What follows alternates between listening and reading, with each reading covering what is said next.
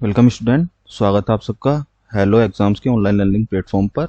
आज हम यहाँ राजस्थान के लोक देवताओं के बारे में पढ़ने वाले हैं। राजस्थान के लोक देवताओं के आपके राजस्थान के एग्जाम्स में लेके ये हाई कोर्ट एलडीसी हो या राजस्थान एलडीसी हो या किसी भी ग्रेड का एग्जाम हो, ग्रेड फोर्थ से लेके आप आरएस लेवल तक, अगर राजस्थान के लोक देवताओं के बारे में कोई भी क्वेश्चन पूछा जाता है तो इससे बाहर वो जा ही नहीं सकता, क्योंकि इसके अंदर हर तरह की डीप से डीप नॉलेज डाल दी गई है। जितने भी क्वेश्चन बन सकते हैं वो सिर्फ यहीं से बनेंगे। अगर आप जीरो लेवल से और किसी भी अपर लेवल तक पहुंचना चाहते हैं तो आप इस क्लास को एक बार जरूर देखें और शेयर करें। तो चलते हैं, क्लास स्टार्ट करते हैं। राजस्थान के लोक देवता। राजस्थान के 5 लोक देवताओं को 5 पीर माना गया है। ये क्वेश्चन कई बार बन जाता है कि 5 पीर में कौन कौन से देवता माने जाते हैं। तो पाबू जी, हावड़ू जी, रामदेव जी, गोगा जी, मांगलिया, मेहा जी। इसके अलावा अगर क्वेश्चन बनाता है तो कोई एक नाम अलग से डाल देता है। वो जैसे उसने डाल दिया, किसी भी नाम ले लो आप, जुझार जी, तो वो इसमें इंक्लूड नहीं किया जाएगा। ये 5 देवता पंचपीर माने जाते हैं। ये क्वेश्चन बन जाता है। ये क्वेश्चन आपके एलडीसी लेवल तक हो जाता है, वरना ये ग्रेड फोर्थ का ही क्वेश्चन बनता है। इजी क्वेश्चन है, इसलिए हम इसको ज़्यादा ध्यान देते नहीं है, पर ये आपको इस सीक्वेंस वाइज याद करने देते हैं। कई बार क्या परीक्षा का लेवल बहुत इजी हो जाता है किसी क्वेश्चन में, तो ये क्वेश्चन बन जाता है। आप इसे याद रखें। बाबू जी, हावड़ू जी, रामदेव जी, गोगा जी, मांगलिया, मेहा जी को 5 पीर मानते हैं। पहले हैं पाबू जी। पाबू जी लक्ष्मण के अवतार। ये क्वेश्चन भी बनता है कि पाबू जी को किसका अवतार माना गया है। तो पाबू जी को लक्ष्मण का अवतार माना गया है। राठौड़ वंशीय पाबू जी का जन्म फलोदी जोधपुर के निकट कोलुमंड में हुआ था। ये क्वेश्चन रेयर है पर बन जाता है। कहाँ हुआ था? कोलुमंड में हुआ था, फलोदी जोधपुर के निकट। पाबू जी को लक्ष्मण का अवतार माना गया है। इसे आप 5 बार रिपीट करें, आपको ये याद हो जाएगा। इनके पिता धांधल जी, माता कमला दे थी। पिता का नाम धांधल जी आप याद करें, माता का नाम कमला दे। तो इस सीक्वेंस वाइज में याद करें। बाबू जी लक्ष्मण के अवतार, राठौड़ थे, फलोदी जोधपुर कोलमंड के निकट हुआ था, पिता धांधल जी, माता कमला देती। ठीक है। विवाह अमरकोट के राजा, ये अमरकोट तो आपको कई बार आएगा, याद हो जाएगा। विवाह अमरकोट के राजा सूरजमल सोडा की पुत्री सुप्यार दे से हुआ था। अब आप इस सीक्वेंस में याद करें। बाबूजी लक्ष्मण के अवतार, पिता धांधल जी, माता कमला दे और विवाह सुप्यार दे से हुआ था। ठीक है। कि फेरों के बीच में से ही उठकर अपने ही बहनोई जिंद्राव खींची से देवल चारणी गुजरी। एक गुजरी और आएगी, लाछा गुजरी, पर देवल चारणी नामक गुजरी, जिसकी केसर काल में घोड़ी ये मांग कर लाए थे कि गायों को बचाने चले गए थे। अब युद्ध हुआ था। जिंद्राव खींची जो इनका बहनोई था, बहनोई मतलब बहन का हस्बैंड, उनसे ही इनका युद्ध हुआ था। जिंद्राव खींची उसका नाम था। देवल चारणी नामक गुजरी की गाय, क्योंकि देवल चारणी की घोड़ी ये केसर काल में मांग के लेके आए थे, उनकी गायों को बचाने के चले गए थे, बचाने के लिए चले गए थे। और युद्ध किससे, कौन लेके जा रहा था उनकी गायों को? जिंद्राव खींची। इसको आप इस सीक्वेंस में याद करें। देचू गांव, यहाँ ये युद्ध हुआ था। देचू गांव में जिंद्राव खींची से युद्ध हुआ था 1333 ईस्वी में। विक्रम संवत गलत है, ईस्वी में। ये वीर गति को प्राप्त हुए थे, हार गए थे युद्ध। इन्हें गोरक्षक, क्योंकि गो गायों की जान बचाने गए थे, गायों को बचाने गए थे, इन्हें गोरक्षक देवता, प्लेग और ऊंटों के देवताओं में पूजे जाते हैं। तो ये भी इंपॉर्टेंट है, क्योंकि ये अगर घुमा के देने मॉडरेट करने चाहेगा वो इस क्वेश्चन को, तो ये डाल देता है कि गोरक्षक देवता पाबू जी का नाम डाल के कि वो है या नहीं। अपन याद कर जाते हैं कि ऊंटों के देवता, क्योंकि मारवाड़ में ऊंट लाने, सांडे लाने का सर्वश्रेष्ठ प्रयास और श्रेय पाबू जी को ही जाता है। अपन इस सीक्वेंस में इसको याद कर जाते हैं, तो गोरक्षक अपने दिमाग से निकल जाता है। पर अपन इसको भी याद है, इस पे भी ध्यान देना चाहिए कि गोरक्षक देवता में कौन जाने जाता है, तो पाबू जी जाने जाते हैं गोरक्षक देवता के बारे में। ठीक है। अछूतोद्धारक भी थे, रामदेव बाबा की तरह ये भी अछूतोद्धारक थे। बाबूजी बाई और झुकी पाक के लिए प्रसिद्ध है। बौद्ध चिन्ह भाला है। इसमें थोड़ा कंफ्यूजन होता है स्टूडेंट को कि वो पूछता है कि बाबूजी प्रसिद्ध किस चीज के लिए, तो बाई और झुकी हुई पाक के लिए। बौद्ध चिन्ह इनका भाला है, और कई बार क्या बौद्ध चिन्ह में वो बाई और झुकी हुई पाक डाल देता है, जबकि उनका बौद्ध चिन्ह बाई और झुकी हुई पाक नहीं है। वो इसके लिए प्रसिद्ध है, पर बौद्ध चिन्ह भाला है। इसमें स्टूडेंट को अपने आईक्यू पे आंसर करना होता है कि अगर बौद्ध चिन्ह के बाद भाला दे रखा है तो वो भाले पर टिक लगाए, अगर भाला नहीं दिया हुआ तो बाई और झुकी हुई पाक पे टिक करें। प्रसिद्ध वो बाई और झुकी हुई पाक के लिए। ठीक है। चूंकि कोलूमंड में ये पैदा हुए थे, तो वहां इनका प्रमुख मंदिर है। चैत्र अमावस को मेला लगता है। ऊंट पालक रायका रेवारी, क्योंकि ऊंट मारवाड़ में ऊंट ये लेके आए थे। रायका रेवारी जनजाति के आराध्य देव है। मेहर जाति के मुसलमान भी इन्हें पीर मानकर पूजते हैं। ठीक है। बाबू जी ने बघेला शासक भगोड़े मल्लेच जाति के साथ थोरी भाई को शरण दी थी, जिससे थोरी एवं भील जनजाति में ये आराध्य देव माने जाते हैं। इनके गीत पाबूजी के पवाड़े माठ वाद्य यंत्र के साथ, ये वाद्य यंत्र बहुत इंपॉर्टेंट है दोस्तों, वाद्य यंत्र पूछ लेता है कि पाबूजी के पवाड़े माठ वाद्य यंत्र के साथ कौन सी जनजाति गाती है, तो नायक एवं रेवारी लोग गाते हैं। नायक एवं रेवारी लोग पाबूजी के पवाड़े किस वाद्य यंत्र के साथ गाते हैं, तो माठ वाद्य यंत्र के साथ। माठ वाद्य यंत्र के साथ नायक रेवारी लोग क्या गाते हैं, तो पाबूजी के पवाड़े गाते हैं। आप इसको इस सीक्वेंस में याद कर सकते हैं, 3-4 बार अपने आप से क्वेश्चन पूछें, पलट पलट के आपको याद हो जाएगा। पाबूजी की फड़ नायक जाति के बोपो द्वारा रावण हत्या के साथ बांटी जाती है। अब पवाड़े और फड़ में आप कंफ्यूज ना हो, पाबूजी की फड़, फड़ एक तरह के एक लंबे से कपड़े पे लिखी हुई कारीगरी होती है, जिस पर पूरे चित्रकला होती है, पूरे उनके जीवनी, युद्ध, किसी भी चीज का उनका वर्णन हो सकता है, वो नायक जाति गाती है रावण हत्या के साथ। तो नायक तो दोनों में है, पवाड़े में भी फड़ में भी, रेवारी नहीं है। अब रेवारी लोग ऊंट ऊंट वाले रेवारी लोग हुआ करते थे, जो ऊंट चलाते थे। तो इससे आप याद रख सकते हैं, पाबूजी के पवाड़े माठ वादन के साथ नायक रेवारी लोग गाते हैं। पाबूजी ऊंटों के देवता जाने जाते हैं, गोरक्षक देवता भी हैं। पाबूजी की फट नायक जाति के बोपो द्वारा रावण हत्या के साथ बांची जाती है। ठीक है। थोरी जात, क्योंकि भगोड़े शासक मल्लेश जाति के साथ थोरी भाई बहनों को इन्होंने शरण दी थी, इसलिए थोरी जाति के लोग भी इनको प्रिय मानते हैं। थोरी जाति के लोग सारंगी के साथ उनकी यश गाथा गाते हैं, जिन्हें पाबू धनीरी बाचना। पाबू धनीरी बाचना कौन करता है, इसको एक बार आप आंख बंद करके आप रिपीट करें अपने मन में ही, पाबू धनीरी बाचना। बाचना तो पाबू धनीरी कौन गाता है, थोरी भाई बहन, थोरी जाति, सारंगी पर। अब पाबूजी की फड़ नायक तो रावण हत्या, पाबूजी के पवाड़े माठ वादन, नायक और रेवारी लोग। आप इसको ऐसे याद कर सकते हैं। आशा मोडिया जी द्वारा लिखित पुस्तक, ये कई बार आरएएस में पूछा गया, एसआई में पूछा गया क्वेश्चन है। आशा मोडिया द्वारा लिखित पुस्तक कौन सी है, तो पापू प्रकाश लिखी है आशा मोडिया जी ने। ठीक है। अब पाबूजी की पुस्तकों में पाबूजीरा छंद, पाबूजी के दोहे, पाबूजीरा कवित, पाबूजीरा रूपक, पाबूजी कथा, पाबूजी के गीत, पाबूजी बात, पाबूजी के पवाड़े, पाबूजी की लोक गाथा आदि प्रसिद्ध है। इसमें डिफिकल्ट क्वेश्चन बनता है, इजी नहीं बनता, मॉडरेट नहीं बनता। डिफिकल्ट क्वेश्चन ये बनता है कि पाबूजीरा छंद कौन सा सुमेलित कीजिए, उसमें वो डाल के दे देता है, इसमें लिख देता है पाबूजी कहानी। ये पाबूजी कहानी कहीं भी नहीं है, और स्टूडेंट उसको पाबूजी नाम देख के ही टिक लगा देता है। तो इसको आप सुधारें, इसको आप एक बार रिपीट कर ले। पाबूजीरा छंद, पाबूजी की रा, पाबूजी तो आपको याद रखना ही है। फिर रा छंद के दोहे, रा कवित, रा रूपक, री कथा और के गीत, री बात, पवाड़े। पाबूजी के पवाड़े कौन सी जनजाति गाती है, नायक व रेवारी लोग माठ वाद्य यंत्र के साथ, और पाबूजी की फड़ रावण हत्या के साथ नायक लोग। ठीक है, इसको आप करते रहे। पाबूजी के 5 प्रमुख साथी सरदार थे, चांदोजी, सावंत जी, डेमा जी, हरमल जी रायका एवं सलजी सोलंकी। इसको भी आप 5 बार बोलेंगे, 5 साथी सरदार याद हो जाएंगे, इतना हार्ड नहीं है। अगले लोक देवता हैं हबड़ू जी। हबड़ू जी का जन्म बूडोल नागौर के राजा मेहाजी सांखला के हुआ था। हबड़ू जी का जन्म कहाँ हुआ था, ये एक भविष्य वक्ता थे। पाबूजी भविष्य वक्ता थे, इसको ऐसे याद रखें। हबड़ू जी का जन्म कहाँ हुआ था, जन्म बूडोल नागौर राजा मेहाजी सांखला के घर हुआ था, भविष्य वक्ता थे हबड़ू जी, इसको आप ऐसे याद रखें। ठीक है। ये रामदेव जी के मौसेरे भाई थे, अपन उनको याद करेंगे आगे रामदेव जी को। रामदेव जी के ही मौसेरे भाई भी थे, जिनके कहने पर शस्त्र छोड़कर शास्त्रों का ज्ञान गुरु योगी बालीनाथ से लेते। ये गुरु योगी बालीनाथ रामदेव जी के भी गुरु थे और हबड़ू जी के भी गुरु थे, इसको आप याद रख सकते हैं। और ये समकालीन थे राव जोधा, जिन्होंने जोधपुर शहर बसाया था। ठीक है, जोधपुर के संस्थापक कौन था, राव जोधा। इनके ये समकालीन थे, क्योंकि ये क्वेश्चन भी बनता है, ये मॉडरेट लेवल का क्वेश्चन है कि हबड़ू जी किसके समकालीन थे, तो हबड़ू जी राव जोधा के समकालीन थे।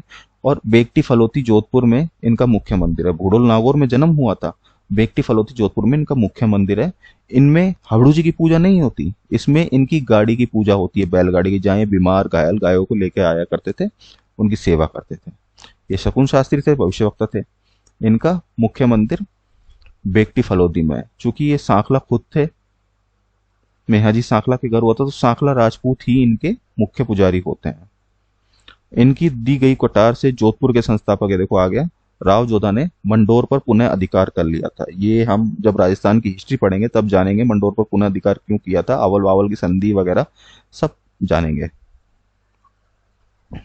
पुनः अधिकार कर लिया था। तो इसको एक बार रिपीट कर देता हूं मैं। हाबड़ू जी का जन्म बूढ़ोल नागौर, 5 बार बोलिए याद हो जाएगा। राजा मेहाजी सांकला, ठीक है। रामदेव जी के मौसेरे भाई कौन थे? हाबड़ू जी। रामदेव के मौसेरे भाई कौन थे? हाबड़ू जी, ठीक है। और योगी बालीनाथ रामदेव जी के भी गुरु थे और इनके भी गुरु थे, हाबड़ू जी के भी। और किसके समकालीन थे? राव जोधा। हाबड़ू जी से आप याद रख सकते हैं राव जोधा, इसके समकालीन थे ये, ठीक है। इनकी दी हुई कटार से राव जोधा ने मंडोर पर पुनर्धिकार कर लिया था, ठीक है। इनके पुजारी कौन होते हैं हाबड़ू जी के? हाबड़ू जी सांकला। आप पूरे सरनेम के साथ याद करें इन्हें, जिससे आपको याद रहेगा। हाबड़ू जी सांकला, ये इनके सांकला राजपूत इनके मुख्य पुजारी होते हैं। हमारे अगले लोक प्रसिद्ध देव हैं ये रामदेव जी। ये राजस्थान, गुजरात, मध्य प्रदेश, उत्तर प्रदेश, पंजाब सभी में ही, मतलब लगभग ये पूरे हिंदुस्तान में ही फेमस लोक देव है राजस्थान के। इनको रामसा पीर, ये मुसलमान कहते हैं रामसा पीर इन्हें। रूणीचारा धनी, बाबा रामदेव आदि नामों से जानते हैं, इसे आप याद रखें। बाबा रामदेव आदि नामों से इन्हें जाना जाता है। आप इसे याद रख सकते हैं। रामदेव जी का जन्म तंवर वंशीय ठाकुर अजमल जी के यहाँ हुआ था। ठाकुर अजमल जी, ये आपको एक गाना भी है चालो बाबा रामदेव के, तो उससे आपको पता लग जाएगा अजमल जी के यहाँ हुआ था, ठीक है। रामदेव जी का जन्म तंवर वंशीय थे रामदेव जी, और हाबड़ू जी सांकला थे, है ना। इससे आप याद रख सकते हैं। मौसेरे भाई थे। रामदेव जी का जन्म तंवर वंशीय ठाकुर अजमल जी के यहाँ हुआ था। इनकी माता मैणादे थी, ठीक है। इसको आप इस सीक्वेंस में याद करें। ये इतना तो इम्पोर्टेंट है, पर इतना इम्पोर्टेंट नहीं है। संपूर्ण राजस्थान, गुजरात, मध्य प्रदेश, उत्तर प्रदेश, पंजाब कई देशों में जाने जाते हैं। जहां जहां सीमा लग रही है, पंजाब से नहीं लग रही, बाकी सब जगह सीमा है, तो आप इससे याद रख सकते हैं। तंवर वंशीय, जहां दक्षिणी राजस्थान की बात करें, दक्षिणी पूर्व राजस्थान की, तो ये सीमा इनसे लगती है, गुजरात से, मध्य प्रदेश से। ये अपने आ गया पूर्वी, उत्तर पूर्वी राजस्थान की सीमा उत्तर प्रदेश से लग जाती है। तो इससे आप याद रख सकते हैं कहाँ कहाँ है। तो मुसलमान लोग राम सपीर मुसलमान लोग बोलते हैं इनको, तो आप इसको याद रख सकते हैं, है ना। रामदेव जी का जन्म तंवर वंशीय ठाकुर अजमल जी के यहाँ होता है। इनकी माता मैणादे थी। तो रामदेव जी, अजमल जी इनके पिता थे, तंवर वंशीय थे, मैणादे इनकी माता थी। ये अर्जुन के वंशज माने जाते हैं, ये इंपॉर्टेंट है। बाबूजी किसके अवतार थे? लक्ष्मण के। और रामदेव जी अर्जुन के वंशज माने जाते हैं, अवतार नहीं। ये काफी कंफ्यूजिंग होता है, तो आप इसको याद रखें, ये कंफ्यूज ना हो। विष्णु जी के ये अवतार है, कृष्ण जी के ये अवतार है, इनके बड़े भाई वीरम देव बलराम जी के अवतार माने जाते हैं, पर रामदेव जी अर्जुन के वंशज माने जाते हैं। वंशज अर्जुन के हैं, अवतार ये विष्णु जी के, कृष्ण जी के माने जाते हैं, ठीक है। आप इसको याद करें। राम जी का जन्म भादो की शुक्ला दूज को हुआ था, 1405 ईस्वी में। भादो दूज, जिसे बाबेरी बीज कहते हैं, शुक्ल दूज की, है ना। बाड़मेर की शिव तहसील के उंडू काश्मीर गांव में हुआ था, ठीक है। और भादो की सुदी एकादशी को इन्होंने समाधि ली थी। रूणीचा के राम सरोवर के किनारे जीवित समाधि ली थी। इनका विवाह अमरकोट की सोड़ा राजपूत दले सिंह की पुत्री निहाल दे नेतल दे के साथ हुआ था। ये कई बार कंफ्यूज करने के लिए हार देता है। इनकी शादी हुई थी राजपूत दले सिंह की पुत्री निहाल दे नेतल दे के साथ, और वो डाल ये देता है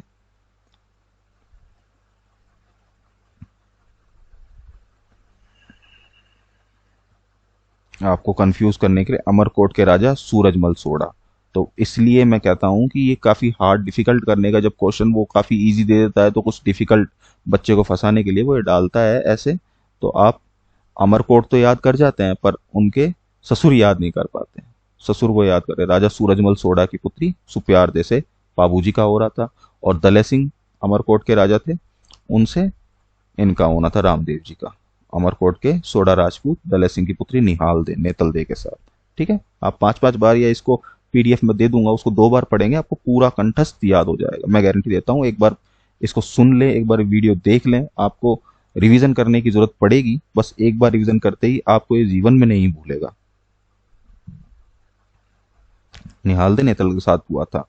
रामदेव जी छुआछूत के खिलाफ थे, ऊंच नीच बुराइयों को दूर करते थे। ये कहते थे कि जो हरिजन है वो गले के हार के हीरे मोती मूंग माला है, सभी लोग इनको पूछते हैं, मुसलमान भी पूछते हैं, हिंदू इन्हें कृष्ण का अवतार मानते हैं, मुसलमान इन्हें राम साहब, ये जो मैंने पहले बताया था, मानते हैं, इनकी पूजा करते हैं। रामदेव जी के बड़े भाई वीरमदेव बलराम का अवतार माने जाते हैं। रामदेव जी को विष्णु का अवतार माना जाता है। अब देखो, एक अवतार ये रहा, एक अवतार ये रहा, तो विष्णु कृष्ण का अवतार कौन माना जाता है?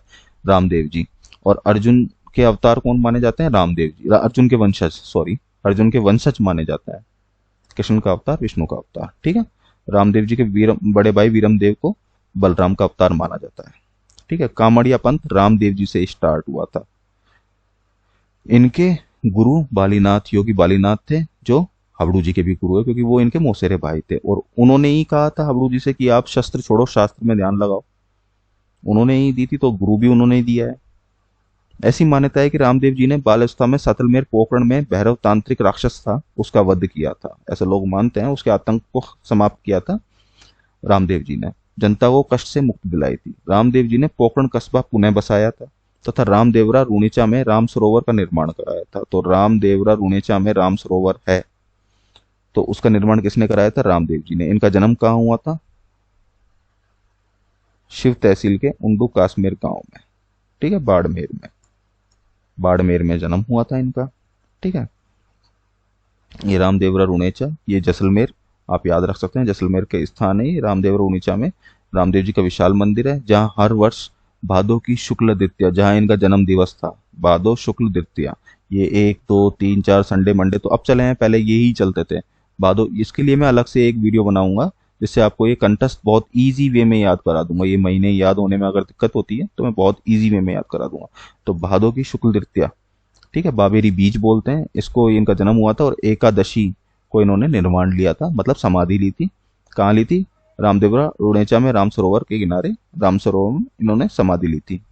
तो भादो की शुक्ल द्वितीया पे एकादशी तक मेला भरता है रामदेव जी का रूणीचा में, ठीक है।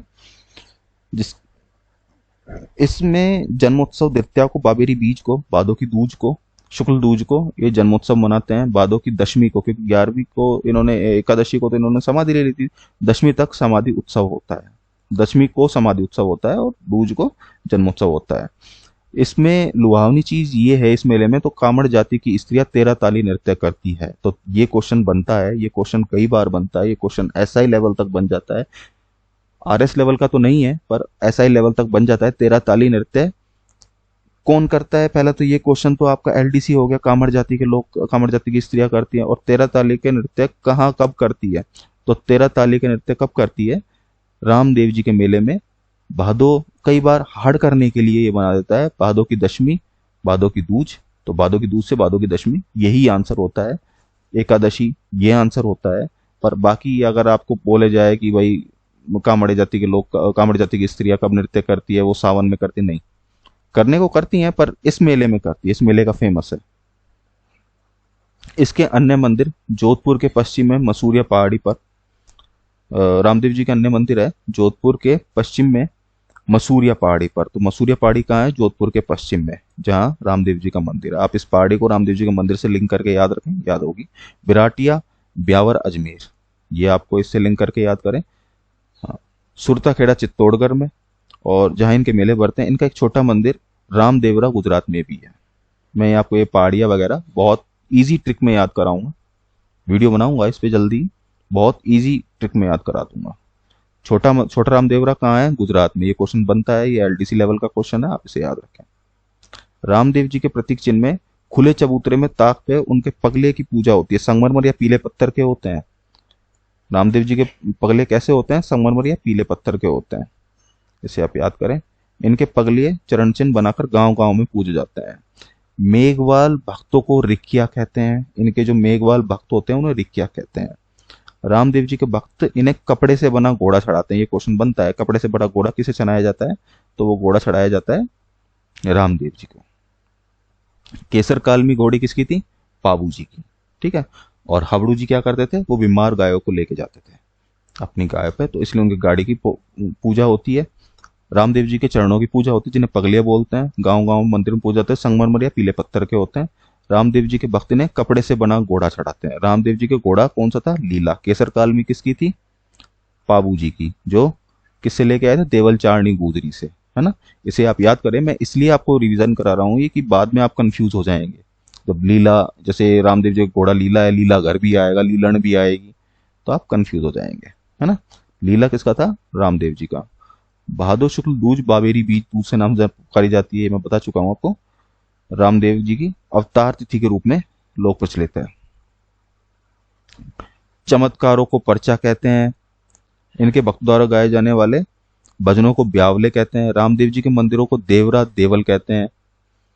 जिन पर श्वेत 5 रंगों की ध्वजा नेजा फहराई जाती है। ये क्वेश्चन बनता है, 5 रंगों की ध्वजा कहाँ फहराई जाती है? तो उसको क्या कहते हैं? नेजा कहते हैं। श्वेत भी होती है ये। ध्वजा पर लाल रंग पे रामदेव जी के चरण बने होते हैं, इसे आप याद रखें। रामदेव जी एकमात्र ऐसे देवता थे जो कवि थे। रामदेव जी कवि थे और हबड़ू जी क्या थे? भविष्यवक्ता, शकुन शास्त्री, है ना। रामदेव जी कवि थे, इन्होंने 24 बाणियां लिखी थी। रामदेव जी के नाम पर भादो दूज व एकादशी को रात्रि जागरण करते, जिसे जम्मा कहते हैं। मेघवाल जाति के भक्त जो रिख्या कहलाते हैं, उनसे बाकी जो भक्त होते हैं वो जम्मा कराते हैं, ठीक है। डालीबाई रामदेव जी की भक्त व धर्म बहन थी। इन्होंने भादो शुक्ल दशमी को रामदेव जी के एक रामदेव जी से एक दिन पूर्व जीवित समाधि ली थी। भादो शुक्ल दशमी को जीवित समाधि इन्होंने ली थी डालीबाई ने। वहीं डालीबाई का मंदिर है रामदेव जी के पास, कहाँ पे? रूणेचा राम सरोवर। मक्का से आए 5 पीरों को रामदेव जी ने पंच पीपली स्थान पर पर्चा दिया था। पर्चा क्या होता है? चमत्कार, ठीक है, आप इसे याद रख सकते हैं। पर्चा दिया था जिस पर 5 पीरों ने कहा था, मैं तो केवल पीर हाँ और थे पीरा का पीर हाँ। कई बार ये क्वेश्चन बनता है कि मैं तो केवल पीर हाँ और थे पीरा का पीर है, ये किस लोक देवता के लिए कहा गया वाक्य था? तो ये रामदेव जी के लिए कहा गया वाक्य था। और किन्होंने कहा था? मक्का से आए 5 पीरों ने कहा था। ये क्वेश्चन बन जाता है। रामदेव जी समाज सुधारक थे, मैं बता चुका हूं आपको। वे कहते संसार में ऊंच नीच कोई नहीं है। उन्होंने हरिजनों को गले के हार, हीरे मोती व मूंगे बतलाया। रामदेव जी की फड़, ये बहुत ज्यादा इंपॉर्टेंट क्वेश्चन है। ये क्वेश्चन को घुमाने और डिफिकल्ट करने के लिए बहुत ज्यादा इंपॉर्टेंट है। रामदेव जी की फड़ जैसलमेर बीकानेर में बांची जाती है। रुणेचा रामदेव में इनके मुख्य पुजारी तंवर होते हैं। रामदेव जी के मुख्य पुजारी कौन होते हैं? तंवर। और हबड़ू जी के सांखला राजपूत। आप इसे याद रखें, मौसेरे भाई थे दोनों।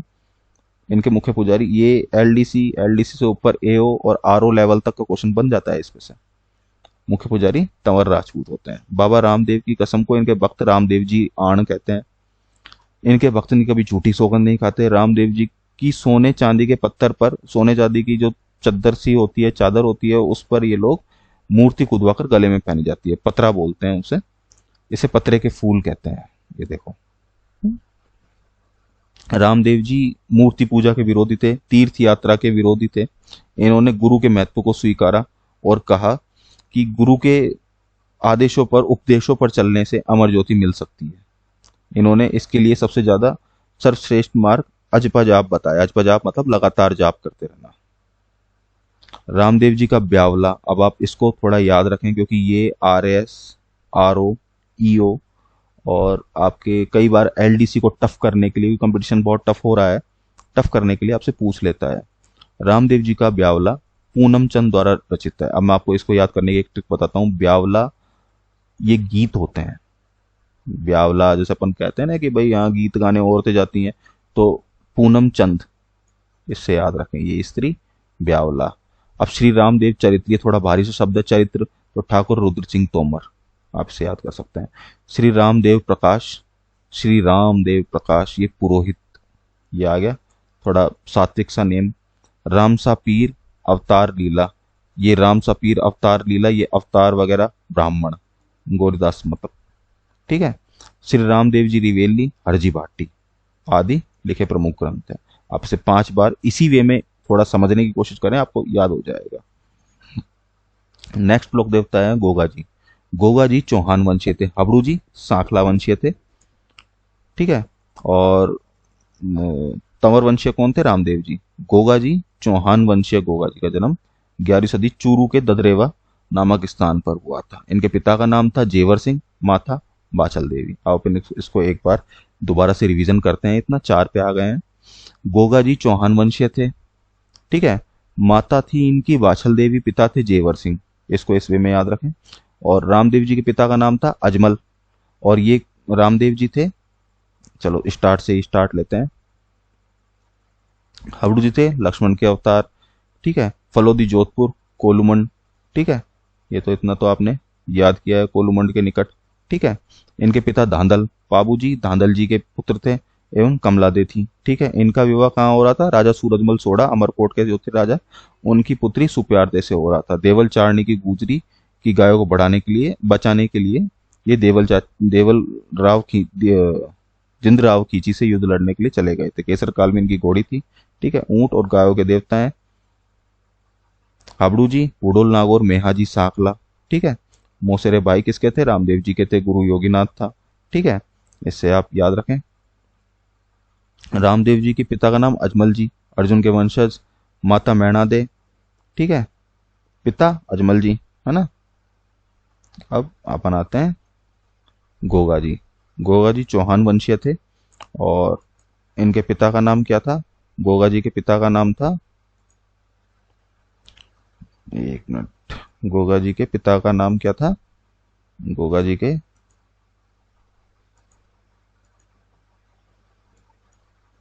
गोगा जी के पिता का जेवर सिंह, माता बाछल देवी थी। गोगा जी का जन्म 11वीं सदी में चूरू के ददरेवा में हुआ था। ददरेवा में इनके स्थान को शीर्ष मेढ़ी कहते हैं, जहां हर वर्ष भर मेला लगता है। अब शीर्ष मेढ़ी क्यों कहते हैं वो मैं आपको बताऊंगा। गोगा में इनके ददरेवा में गोगा जी के स्थान को शीर्ष मेढ़ी कहते हैं, जहां हर वर्ष गोगा जी का मेला बढ़ता है। ऐसा कहा जाता है गोगा जी का जन्म गुरु गोरखनाथ नाथपंथ योगी। अब नाथपंथ योगी, ये नाथपंथी कौन होते हैं? जो शिव जी से रिलेटेड होते हैं, ठीक है।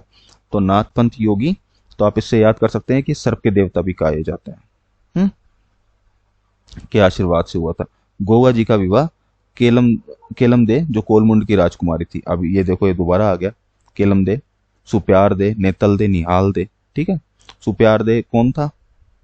आप खुद ही इसको याद करें और कमेंट में मुझे बताएं कौन था। मैं कई बार रिपीट कर चुका हूं, ठीक है। गोगा जी का विवाह केलम दे से, जो कोलमंड की राजकुमारी थी, ठीक है।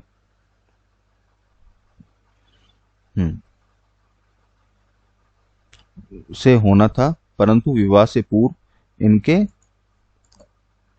विवाह से पूर्व इनकी मंगेतर को सांप ने डस लिया था। गोगा जी क्रोधित होकर मंत्र पढ़ने लगे, जिससे सर्प मरने लगे।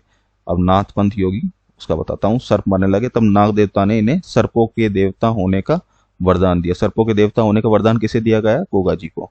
खेजड़ी के वृक्ष के नीचे चबूतरे बने होते हैं, जहाँ इनके थान थान बोलते हैं इसको, स्थान, या गोगा जी की मेढ़ी कहलाती है, जिस पर पत्थर पर सांप बना होता है। गोगा जी ने गो गायों की रक्षा के लिए मुस्लिम आक्रांता महमूद गजनवी, अब शीर्ष मेढ़ी वाला किस्सा बताऊंगा आपको, महमूद गजनवी से युद्ध लड़ा था इन्होंने। महमूद गजनवी से युद्ध लड़ा था, ठीक है।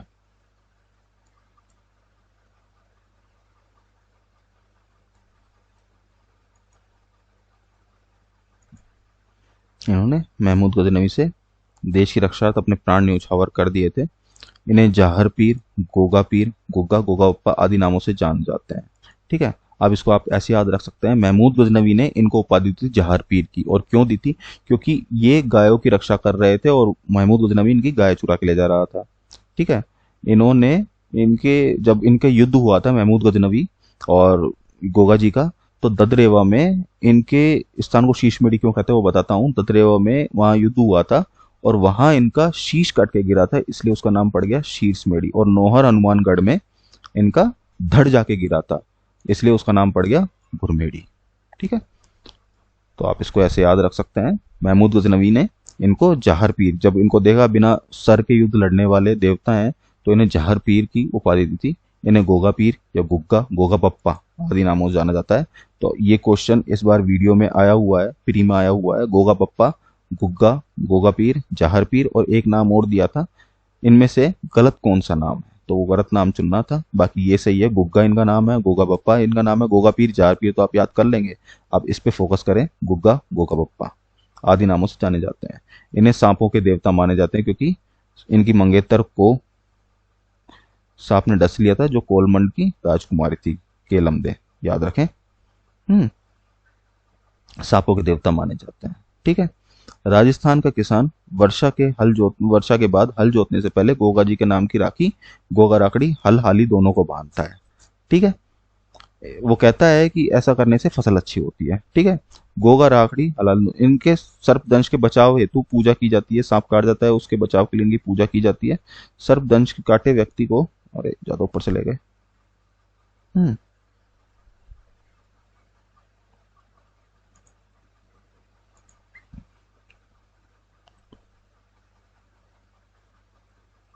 बचाव हेतु पूजा जाता है। सर्पदंश,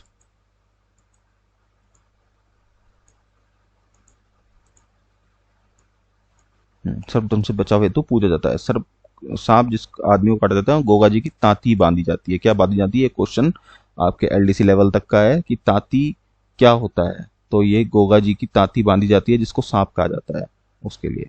गोगा जी के जन्म स्थल ददरेवा को शीशमेड़ी तथा समाधि स्थल को गोगामेड़ी, नौहरगढ़ हनुमानगढ़ को गुरमेड़ी कहते हैं। ठीक है। गोगामेड़ी में नौर हनुमानगढ़ में है, जो प्रतिवर्ष भादो कृष्ण नवमी को, भादो की जो नवमी होती है, कृष्ण नवमी होती है, उसको गोगा नवमी बोलते हैं। और उसमें विशाल मेला भरता है। कहाँ भरता है? गोगामेड़ी नौर हनुमानगढ़ में। सांचौर जालौर में किलोरे की ढाणी में गोगा जी की ओल्डी नामक स्थान पर गोगा जी का मंदिर है। गोगा जी के मंदिर गोगामेड़ी के सवा मंदिर के दरवाजे पर, क्योंकि महमूद गजनबी ने इन्हें जहर पीर की उपाधि दी थी, तो सवा मंदिर दरवाजे की ऊंचाई पर बिस्मिल्लाह अंकित किया हुआ पत्थर लगा हुआ है। वो महमूद गजनबी की वजह से लगा हुआ है क्योंकि उन्होंने जाहिर पीर की उपाधि दी थी, क्योंकि इनका शीश कट के इनके जन्म स्थान ददरेवा में गिर गया था, चूरू में, जिसे शीश मेढ़ी बोलते हैं। और वहां से युद्ध लड़ते हुए ऐसी मान्यता है कि इनका धड़ नौर हनुमानगढ़ तक पहुंच गया था, जिसको गुरमेड़ी कहते हैं। तो गोगामेड़ी में जहां इनकी समाधि है वहां पर दरवाजे की ऊंचाई पर बिस्मिल्लाह लिखा हुआ पत्थर लगा हुआ है। गोगा जी के समाधि स्थल पर नरसिंह कुंड है। ये कुंड आप याद रखें, वेरी वेरी इंपॉर्टेंट है। नरसिंह कुंड है समाधि स्थल के पास, जिसके पवित्र पानी के छींटे छाप तीर्थयात्रियों के ऊपर दी जाती है। ठीक है। गोगामेड़ी के चारों ओर जो जंगल फैला हुआ है, गोगामेड़ी कहाँ है? नौर हनुमानगढ़। उसे जंगल वणी वणी या ओयन कहते हैं। उस जंगल को वणी या ओयन कहते हैं। ठीक है। गोगा जी की सवारी कौन सी थी? नीली घोड़ी। लीला किसका था? रामदेव जी का। नीली घोड़ी किसकी है? गोगा जी की। ठीक है। आपको ये बार बार बोलना होगा खुद से और आपको रिपीट हो जाएगा। केसर काल में किसकी थी? बाबू जी की। ठीक है। और हबड़ू जी क्या करते थे? हबड़ू जी तो उनकी गाड़ी की पूजा होती है, जो बैलगाड़ी होती है, गाय गाड़ी होती है, उसकी पूजा होती है। गोगा जी की पूजा भाला लिए हुए योद्धा, भाला लिए घुड़सवार, गोगा जी के साथ में एक सांप बना होता है, जो भाला लिए ऐसे एक घुड़सवार होता है और उसके साथ एक सांप बना होता है, उसकी पूजा करते हैं। बाईं ओर झुकी हुई पाक बाबू जी, है ना, याद कर सकते हैं आप। भाला उनके हाथ में भी होता है, उनका प्रतीक चिन्ह भाला है। भाला इनका भी प्रतीक चिन्ह है, गोगा जी का भाला, और भाले के साथ इनका सांप है। ठीक है। उनके प्रतीक सर्प के रूप में पूजा होती है। इनको खीर लापसी चूरमा का भोग लगता है। गोगा जी के तीर्थ यात्री अपने साथ वहां स्थित गोरखाना तालाब की, कौन से तालाब की? गोरखाना तालाब की। नरसिंह कुंड इनका पवित्र कुंड है, समाधि स्थल, जिसके पवित्र पानी के छींटे दिए जाते हैं तीर्थ यात्रियों के ऊपर, है ना। गोगा जी के तीर्थ यात्री अपने साथ गोरखाना तालाब की पवित्र मिट्टी ले जाते हैं। ऐसी मान्यता है कि सर्पदंश, जहाँ सांप काट जाता है, उस पर इस मिट्टी के लेप करने से रोगी ठीक हो जाता है। गोगा जी हिंदू मुसलमान दोनों लोग पूजते हैं। ऐसा कहा जाता है कि गोगा जी के जो पुजारी होता है उसको सांप नहीं काटता है। ठीक है। अपन गोगा जी एक बार दोबारा रिपीट कर देता हूँ, आप एक बार दोबारा रिवीजन कर देते हैं। गोगा जी चौहान वंशीय थे, रामदेव जी तंवर वंशीय थे, और बाबू जी, ये आप मुझे कमेंट में बताना। ठीक है। इसको आप याद करें। इनके पिता का नाम जेवर सिंह बाचल देवी केलमदे से इनका कोलमन की जो राजकुमारी थी, उनसे इनका विवाह हुआ था। गोगा जी गायों की रक्षा किससे की थी? महमूद गजनवी से। जहां इन्होंने अपनी ये हार गए थे और इनको जहर पीर की उपाधि महमूद गजनवी ने दी थी। गोगा पीर, जहर पीर, गुग्गा, गोगा पप्पा आदि नामों से जाने जाते हैं। इनको सांपों का देवता मानते हैं। ठीक है। सांप खाने पर तांती बांधी जाती है। सांपों के देवता एक यही नहीं माने जाते, बहुत आएंगे, पर आप इनको याद रखें क्योंकि ये द लीजेंडरी देवता में से है। ठीक है। आप इनको याद करें। ताती बांधी जाती है, हनुमानगढ़ को मेड़ी भी कहते हैं। ठीक है। मैं आपको कर चुका हूँ, आप एक बार दोबारा इस वीडियो को देखेंगे या इसको रिपीट करेंगे, मैं आपकी पीडीएफ भी आपको अवेलेबल करा दूंगा जल्द से जल्द ही। ठीक है। हमारा अगले देवता है मांगलिया मेहा जी। मेहा जी सभी मांगलियों के इष्ट देव के रूप में पूजे जाते हैं। मेहा जी का सारा जीवन धर्म की रक्षा, मर्यादाओं का पालन भी था। जैसलमेर के राव रंगनदेव भाटी से युद्ध करते हुए वीर गति को प्राप्त हुए। तो राव रंगनदेव भाटी जो जैसलमेर का राजा था, उससे किसने युद्ध लड़ा था? मांगलिया मेहाजी ने युद्ध लड़ा था। ये क्वेश्चन बनते हैं, ये क्वेश्चन, क्योंकि स्टूडेंट इस पर कम ध्यान देता है। स्टूडेंट क्या करता है, वो जो देवता वो जानता है या जो फेमस है उनके बारे में पढ़ के चला जाता है। फेमस तो ये भी है मांगलिया मेहाजी, पर वो पढ़ता नहीं, इतना इतना डेप्थ में नहीं जाता। और एग्जामिनर इस चीज को जानता है, वो छोटी छोटी चीजों को पकड़ के पूछता है, उसको लंबा करके खींचता है। ठीक है। जैसलमेर के राव रंगनदेव भाटी से युद्ध करते हुए वीर गति को प्राप्त कौन हुआ था? मांगलिया मेहाजी। मेहाजी सभी मांगलियों के इष्ट देव के रूप में पूजे जाते हैं। मेहाजी का सारा जीवन धर्म की रक्षा, मर्यादाओं का पालन भी था। ठीक है।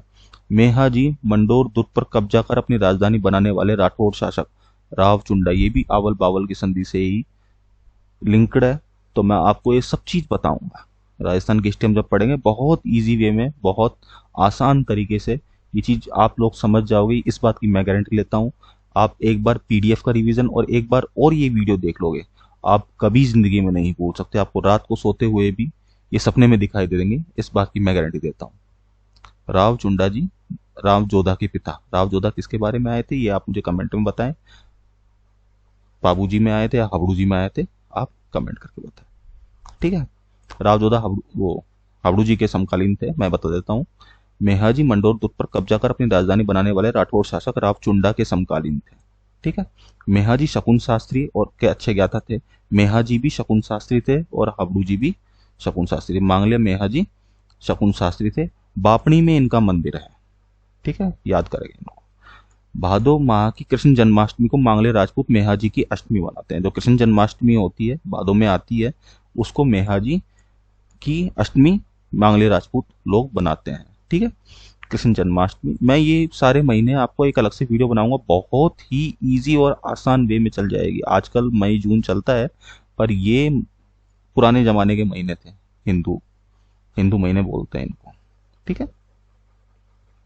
लोक मान्यता है कि इनकी पूजा करने वालों बोपा की वंश वृद्धि नहीं होती, वे गोद लेकर पीढ़ी आगे चलाते हैं। किरण काबरा इनका घोड़ा। मांगलिया मेहाजी का घोड़ा कौन था? किरण काबरा। ठीक है। केसर काल में बाबू जी। ठीक है, आप याद रखें। ठीक। नेक्स्ट लीजेंडरी देवता है तेजा जी। ठीक है। तेजा जी खडनाल नागौर के नागवंशीय जाट थे। अब नागवंशीय तो ये भी थे।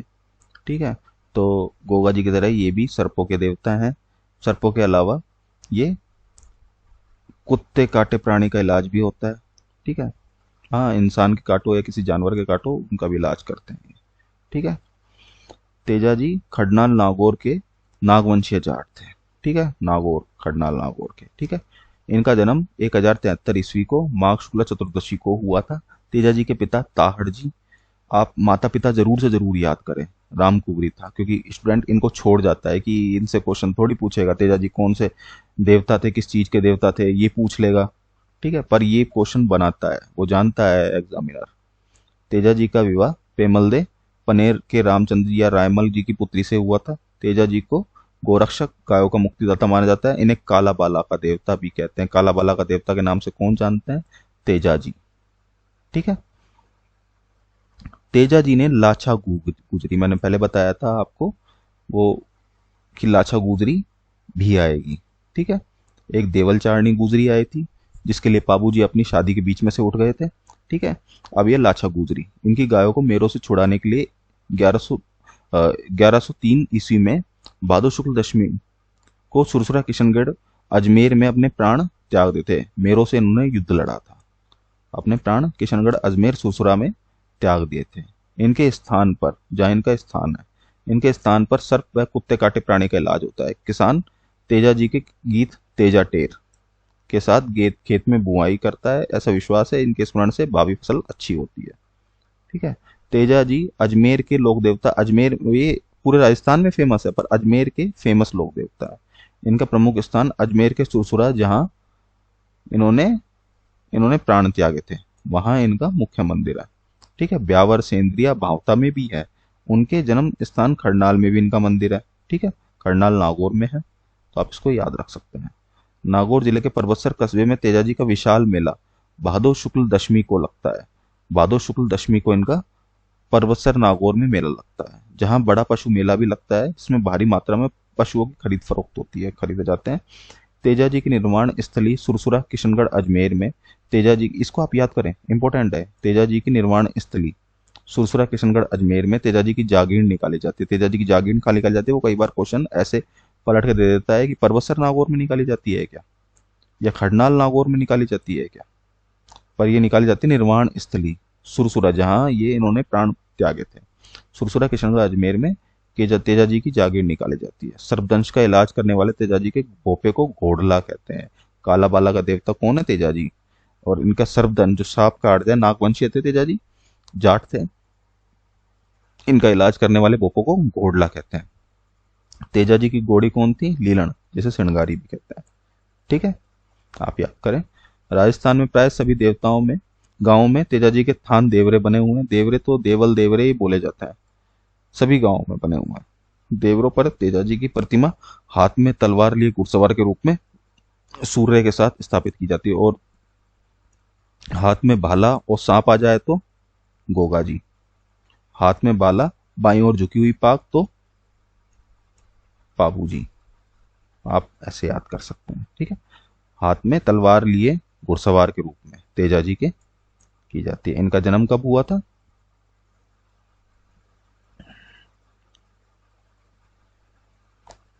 1073 ईस्वी में, माघ शुक्ल चतुर्दशी को। ये इतना इंपॉर्टेंट नहीं है, इतना इंपॉर्टेंट नहीं है, मैं खुद कहता हूँ इतना इंपॉर्टेंट नहीं है, पर इंपॉर्टेंट जो है वो ये पूरा इंपॉर्टेंट में आता है। फिर तेजाजी का निर्वाण स्थली सुसुरा मेड़ में तेजाजी की जागीर कहाँ निकाली जाती है, तो निर्वाण स्थली सुसुरा अजमेर में। ठीक है, तेजाजी का मुख्य मंदिर कहाँ बना हुआ है, तेजाजी का मुख्य मंदिर सुरसुरा किशनगढ़ अजमेर में ही बना हुआ है। आप इसे याद करें। अजमेर के फेमस लोक देवता हैं, पूरे राजस्थान में फेमस है, पर अजमेर के ज्यादा फेमस है। ठीक है, अजमेर के सुरसुरा, ब्यावर, सेंद्रिया, भावता। एक अलग चीज डाल के कह देगा कहाँ नहीं है, कौन सुमिलित नहीं है, तो उसमें वो कुछ भी डाल देगा, जैसे वो डाल देगा भरतपुर जयपुर, तो वहां ये नहीं है। सुरसुरा, ब्यावर, सेंद्रिया, भावता में। ठीक है, इसको एक सीक्वेंस में याद करें, फटाक से आपको याद हो जाएगा। खरनाल में इनका मंदिर है। नागौर जिले परबतसर कस्बे में तेजाजी का विशाल मेला। तेजाजी का मेला कहाँ लगता है, आप परबतसर नागौर में पशु मेला भरता है, ये तो आप जानते ही हैं। तो नागौर परबतसर में तेजाजी का विशाल मेला भादो की शुक्ल दशमी को लगता है। भादो की शुक्ल दशमी, आप एक उससे भी याद कर सकते हैं, रामदेव जी का मेला लगता है। ठीक है, एक दशमी तक चलता है, जो एकादशी को उनकी समाधि दिवस होता है। ठीक है, लिंक करते जाए एक दूसरे को, आपको याद रहेगा, एक से दूसरा भी याद रहेगा, जहां बड़ा पैसे मिल लगता है। ठीक है, इनकी घोड़ी थी लीलन सिंगारी। सभी देशों में, वो सभी गांवों में राजस्थान के तेजाजी के थान देवरे बने हुए हैं। तेजाजी की प्रतिमा हाथ में तलवार लिए घुड़सवार के रूप में सूर्य के साथ स्थापित की जाती है। ये इनके प्रतीक चिन्हों के रूप में याद करें, सूर्य, हाथ में लिए तलवार, हाथ में तलवार लिए घुड़सवार। ठीक है, करें। अब सातवें लीजेंडरी देवता हैं देवनारायण जी। ये फेमस है बड़े, बगड़ावत गुजर में। ठीक है, इनका जन्म 1243 ईस्वी में आसिंद भीलवाड़ा में हुआ था। बगड़ावत के नागवंशीय गुजर थे। ठीक है, नागवंशीय गुजर, ये भी नागवंशीय गुजर थे। ठीक है, आप इन्हें याद कर सकते हैं, पर ये आप इन्हें याद करें, फिर मैं आपको बताता हूँ। ये सवाई भोज और सेडू खटाणी के पुत्र थे। ठीक है, याद रख सकते हैं। इनका जन्म नाम, जब ये पैदा हुए थे, ये क्वेश्चन बनता है, उदय सिंह किस लोक देवता का नाम था जन्म का, तो देवनारायण जी का नाम उदय सिंह था। देवनारायण का घोड़ा कौन था, लीलागर, नीला।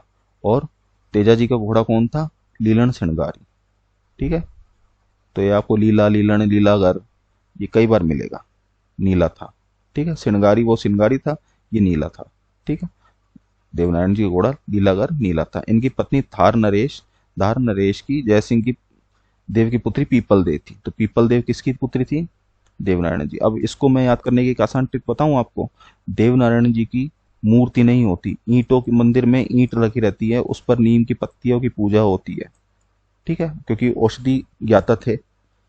ठीक है, तो अब इससे पीपल दे इनकी पत्नी थी, ऐसे याद कर सकते हैं। ये भी एक वृक्ष का नाम पीपल है। ठीक है, आगे बढ़ते हैं। इन्होंने अपने पिता की हत्या का बदला भिनाय के शासक को मारकर लिया था। देवमाली देहमाली व्यापार में इन्होंने देह त्यागी थी। ठीक है, देवमाली को बगड़ावतों का गांव कहते हैं। देवमाली देहमाली व्यापार, ये क्वेश्चन बनता है, और ये इजी क्वेश्चन नहीं है, ये डिफिकल्ट क्वेश्चन में आता है। ये आपको अभी देखने में बहुत इजी लग रहा है, पर ये इतना घुमा दिया जाता है क्वेश्चन कि आपको इतना कंफ्यूजिंग लगेगा।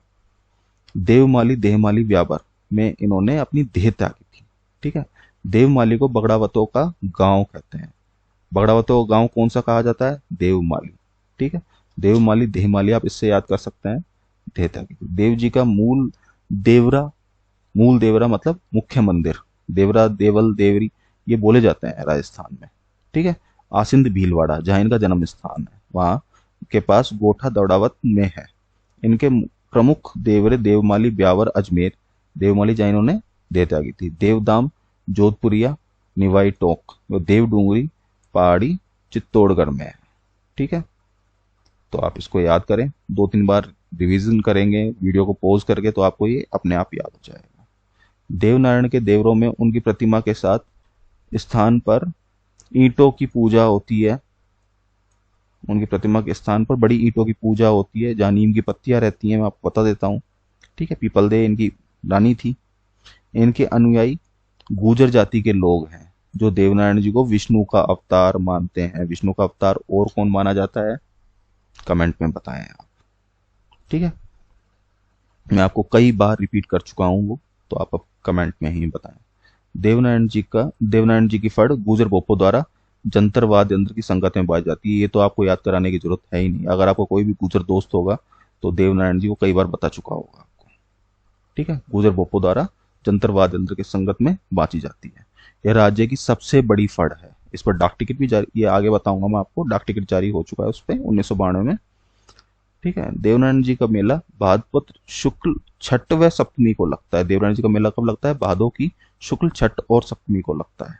ठीक है, देवधाम जोधपुरिया वनस्थली के पास टोक। देवमाली व्यावर में प्राण त्याग थे इन्होंने। और इनके प्रमुख देवर हैं देवमाली ब्यावर अजमेर। ये तो आप इसको रिपीट करते रहे, आपको याद हो जाएगी। देवमाली कहाँ है? ब्यावर अजमेर। इनका प्रमुख देवरे में आते हैं। देवधाम देवमाली ब्यावर अजमेर। देवधाम ये धाम लगा तो जोधपुरिया निवाई टोक। डूंगरी लगी तो चित्तौड़गढ़। ठीक है, आप रिपीट करते रहे, आपको याद हो जाएगा। ठीक है, देवनारायण जी का मेला भादो की शुक्ल छठी को और सप्तमी को लगता है। ठीक है, देवधाम कहाँ है? जोधपुरिया। देव डूंगरी चित्तौड़गढ़ याद कर सकते हैं। ठीक है, देवधाम जोधपुरिया वनस्थली के पास टोंक में देवनारायण जी की बगड़ावतों की शौर्य गाथाओं का चित्रण किया हुआ है। ये क्वेश्चन बनाता है कि बगड़ावतों की शौर्य गाथाओं का चित्रण कहाँ गया है? देवनारायण जी मंदिर। बगड़ावत से आप देवनारायण तो समझ जाएंगे, पर कहाँ है ये? तो ये जोधपुरिया वनस्थली के पास टोंक में। ठीक है, देवधाम वहां किया गया है। देवनारायण जी औषधि शास्त्र से इन्होंने गोबर तथा नीम का औषधि के रूप में प्रयोग के महत्व को प्रचलित किया था, बहुत प्रचालित किया था इन्होंने। देवनारायण जी ऐसे प्रथम लोग थे जिनके केंद्र सरकार ने 2010 में 5 रुपए का डाक टिकट जारी किया गया। 1992 में डाक टिकट जारी हो चुका है इनके ऊपर, पर आप 2010 याद रखें। 5 रुपए का डाक टिकट केंद्रीय सरकार ने, किसने किया है? केंद्र सरकार ने। मल्लीनाथ जी हमारे लोक देवता अगले हैं। मल्लीनाथ जी का जन्म 1358 ईस्वी में हुआ था। मारवाड़ के राव तीडा जी सलखा जी के ज्येष्ठ पुत्र के रूप में हुआ था। ठीक है, सलखा जी है ये, आप इसको ऐसे याद रखें। सलखा जी के ज्येष्ठ पुत्र के रूप में हुआ था। इनकी माता जानी दे थी। ठीक है, ऐसी मान्यता है कि देवनारायण जी भविष्य दृष्टा चमत्कारी पुरुष थे। ठीक है, भविष्य दृष्टा ये तीसरे आए हैं हमारे। पहले कौन थे? आप कमेंट में बताएं। ठीक है, भविष्य दृष्टा चमत्कारी पुरुष थे, कौन थे? मल्लीनाथ जी। ठीक है, आप माता जानी दे थी। आप इसको, ये निर्गुण निराकार ईश्वर को मानते थे, लाइक ब्रह्मदेव। ये निर्गुण निराकार ईश्वर को मानते थे। मल्लीनाथ जी ने अपना राज्य महेवा का विस्तार किया था। इनका राज्य था महेवा। मल्लीनाथ जी कहाँ के थे? महेवा। ठीक है, मारवाड़ के राव तीरा जी के पुत्र थे। माता जानी दे थी। भविष्य दृष्टा थे, चमत्कारी पुरुष थे, निर्गुण निराकार ईश्वर को मानते थे। महेवा का विस्तार किया था। मंडोर पर राठौड़ वंश के शासक संस्थापक राव चुंडा इनके भतीजे थे। इनके बारे में आपको पूरी डिटेल में बताऊंगा, पर नेक्स्ट वीडियो जो पहले ये हमारे लोक देवताओं की सीरीज है, लोक देवियों की सीरीज, फिर संप्रदाय, राजस्थान के संप्रदाय, फिर जनजाति जाति, मैं वो चीज कराता हूँ जो ज्यादा पूछी जा रही है, वो पहले करा रहा हूँ। जो ज्यादा, जिससे क्वेश्चन ज्यादा बनते हैं, जिसमें स्टूडेंट ज्यादा कंफ्यूज होता है, वो आपको पहले कराया जा रहा है। ठीक है, ये चीज करेंगे, पूरी हिस्ट्री करेंगे और ऐसी करेंगे कि आप आरएस के लिए जो आप बड़ी बड़ी कोचिंगों पे जितनी पेड करते हैं, आपको कुछ भी नहीं देना है। पर मैं आपको बताता हूं कि आप अगर ये पढ़ जाएंगे तो एक भी क्वेश्चन नहीं छूटेगा, मैं आपको गारंटी देता हूं, एक भी क्वेश्चन नहीं छूटेगा। बिल्कुल जीरो से लेके एक कहानी के रूप में आपको सुनाया जा रहा है, और लेके आपको बिल्कुल टॉप पर, बिल्कुल टॉप पर अगर आपका इंटरव्यू भी होता है तो आपसे अगर पूछा जाता है ये, तो आप चूकेंगे ही नहीं। आपके इस तरह से दिमाग में ये फीड कर दिया जाएगा। ठीक है, मल्लिनाथ जी ने अपने राज्य मयवा को विस्तार किया था। मंडोर पर राठौड़ वंश के संस्थापक राव चुंडा इनके भतीजे थे। तो राव चुंडा किनके भतीजे थे? मल्लिनाथ जी के। राव चुंडा के पुत्र कौन थे? राव जोधा। ठीक है, वो किसके समकालीन थे? आप कमेंट बॉक्स में मुझे बताएं। ठीक है, मल्लिनाथ जी ने राव चुंडा को मंडोर पर 1394 व नागौर विजय 1397 में सहायता प्रदान की थी। ठीक है, इन्होंने 1378 में मालवा के सूबेदार निजामुद्दीन की सेना को परास्त किया था, सहायता दी थी। तो 1378 में ही इन्होंने मालवा के सूबेदार, भाई 1378 में मालवा के सूबेदार निजामुद्दीन की सेना को परास्त किया था। फिर राव चुंडा आए थे, इनके भतीजे। ठीक है, मंडोर के शासक राव चुंडा इनके भतीजे थे, वो आए थे कि भाई मेरी मदद करो। तो इन्होंने उनकी मदद के लिए 1394 में नागौर मंडोर पर और नागौर विजय 1397 में दी थी। ठीक है, सहायता दी थी। ठीक है, तिलवाड़ा बाड़मेर में इनका प्रसिद्ध मंदिर है। इनका जन्म कहाँ हुआ था? महेवा। ठीक है, तिलवाड़ा बाड़मेर में इनका प्रसिद्ध मंदिर है। यहाँ हर वर्ष चैत्र कृष्ण एकादशी से चैत्र शुक्ल एकादशी तक 15 दिन का मेला बढ़ता है। चैत्र कृष्ण एकादशी से स्टार्ट होता है और चैत्र शुक्ल एकादशी तक 15 दिन का मेला बढ़ता है, जब बड़ी संख्या में पशुओं का क्रय विक्रय होता है।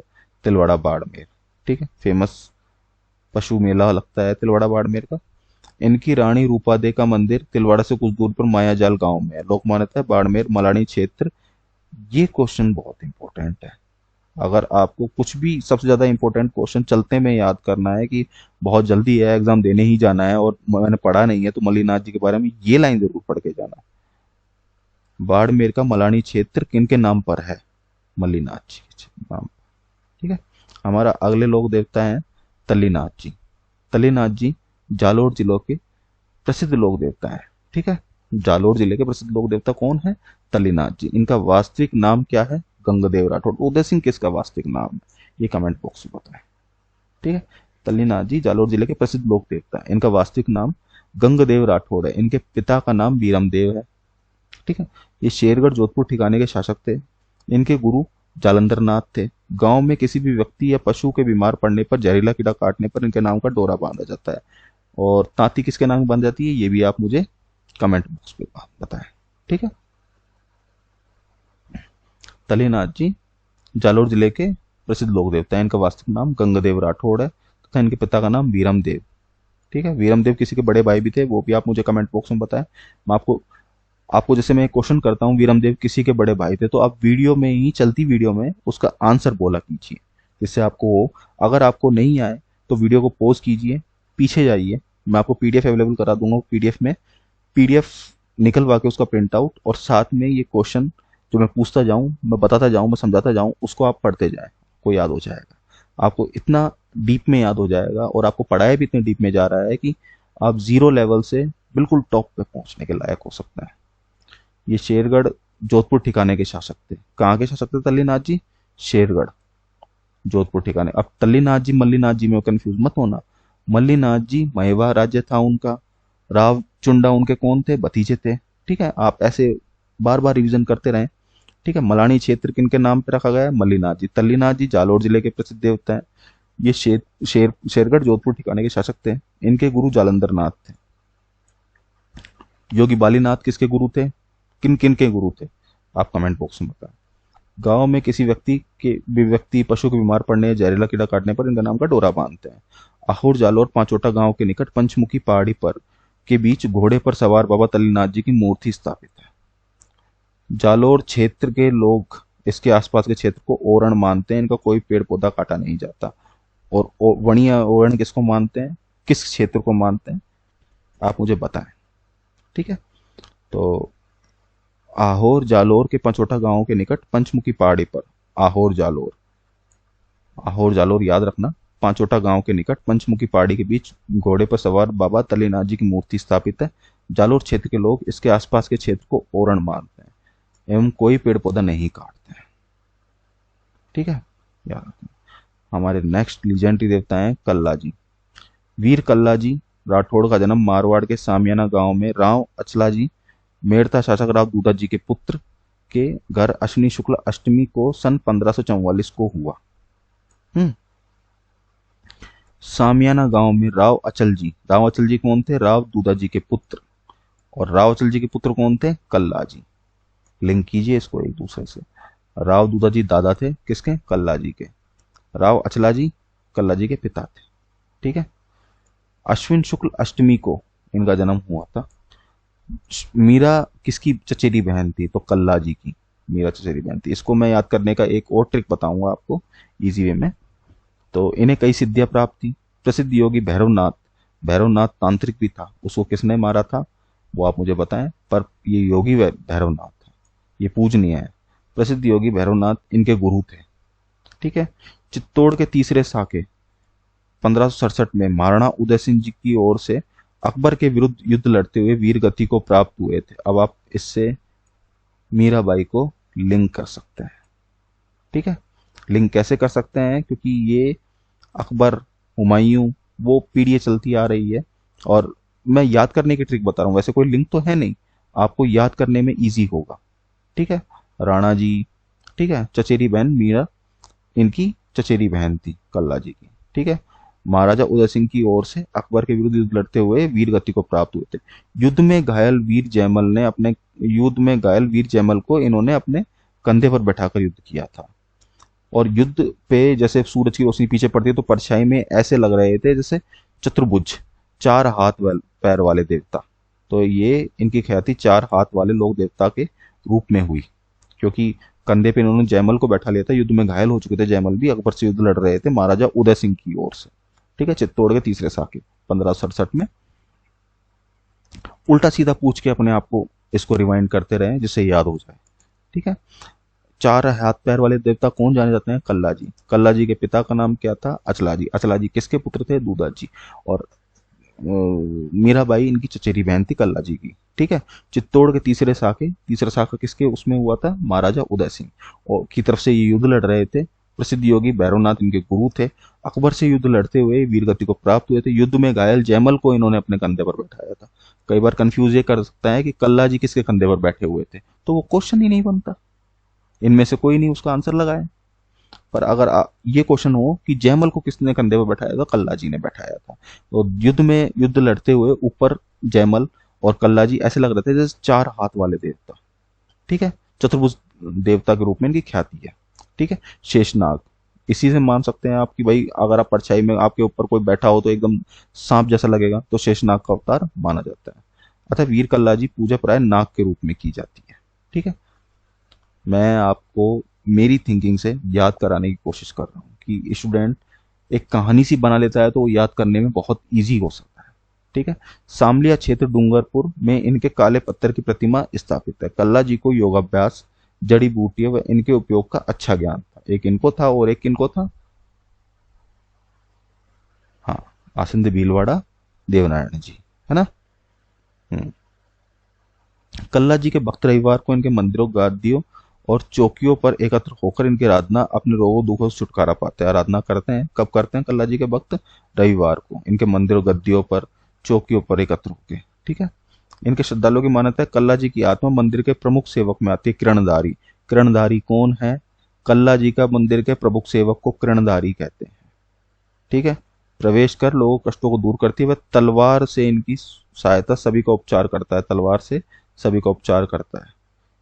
तलवार से उपचार का मतलब उसे काटता नहीं है, जैसे झाड़ा देते हैं वो मोर की पंख से, ऐसे तलवार से झाड़ा देता है।